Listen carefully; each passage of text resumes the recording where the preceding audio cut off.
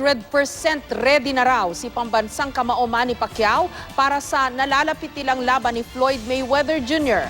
Kumpiyansa naman si Mayweather na nalagpasan na niya ang itinuturing na boxing legends na sina Muhammad Ali at Sugar Ray Robinson.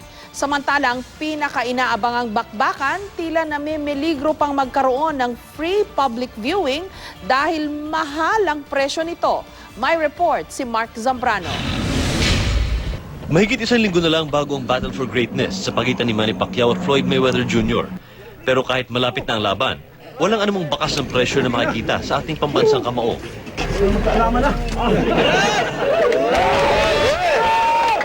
Ganadong-ganado siya nag-training sa Griffith Park kaninang umaga at nakuha pang kumanta ng praise and worship songs habang nagko-core exercises. Nagtaka naman ng ilang miyembro ng Team Pacquiao nang makita sa training ni Pacman ang bodyguard ni Mayweather at UFC fighter and trainer na si Alex Dicero. Dating naging bodyguard ni Manny si Dicero. Kasama niyang lumipat sa kampo ni Mayweather ang kanyang kapatid na si Alex Ariza. Dating miyembro ng Team Pacquiao at conditioning coach na ngayon ni Mayweather. Ayon kay Dicero, gusto lang daw niyang kamustahin si Manny na itinuturing din niyang kaibigan. Just good luck and see you soon. He's very happy. Very happy. Good to see you, you know. Naman, wala nang problema. Sa akin, alam naman nila yung ugali ko na hindi naman ako nakaaway na tao.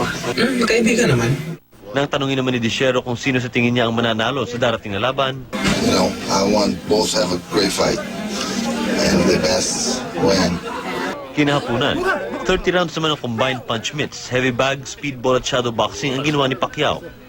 Ayon kay Coach Freddy Roach, 100% ready na si pambansang kamao para sa Mayo 2. Kailangan na lang daw panatilihin ang lakas at resistensya niya sa mga susunod na araw. See, we peaked on last Saturday, and now it's time to start tapering off a little bit. I mean, we're still working really quality, hard rounds, but like on the mitts today, we did 10 rounds, and he wanted to go 12, but I said no, you know, because last time we did 16. Naniniwala rin si Manny na ito ang pinakamagandang kondisyon na naabot niya kumpara sa mga dati niyang laban. The best. The best. Sa isang panayam naman sa ESPN, sinabi ni Floyd Mayweather Jr. na nalampasan na niya ang mga itinuturing na pinakamagaling sa larangan ng boxing na sina Muhammad Ali at Sugar Ray Robinson. Ayon kay Mayweather, nirerespeto naman daw niya ang parehong boksingero pero hindi raw pwedeng sabihing mas magaling ang mga ito sa kanya. Inihalimbawa pa ni Floyd ang pagkatalo noon ni Ali kay Leon Spinks na meron pa lamang 7 laban noon. Sa tuwing may laban si Manny Pacquiao, tumitigil ang mundo ng mga Pilipino. Uso rin ang pagkakaroon ng mga free public viewing para sa mga walang telebisyon o kay walang pambayad sa pay-per-view.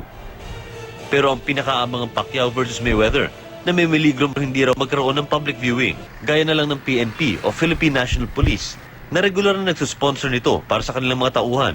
Nagdadalawang isip ngayong taon. 200,000 piso raw kasi sinisingil sa kanila para sa laban kumpara sa 60,000 sa mga dating laban ni Manny.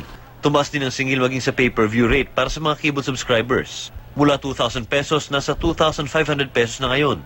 Patuloy pa rin naman daw makikipagnegosasyon ang PNP para makamura lalo't inspirasyon daw sa mga kapulisan si Pacquiao. Mark Zambrano, GMA News.